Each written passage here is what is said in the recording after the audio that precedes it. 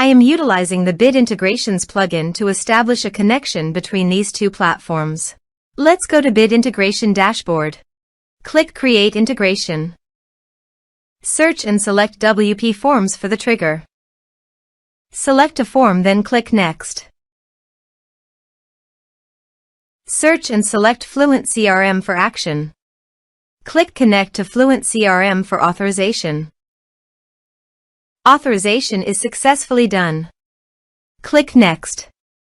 Here select the action as you want. Choose the tag and which tags you want to associate with the user. Map the email field and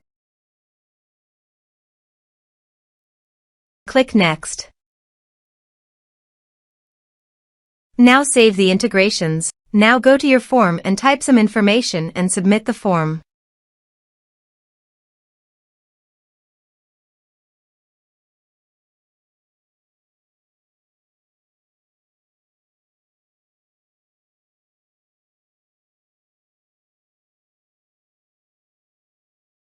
The form is successfully submitted.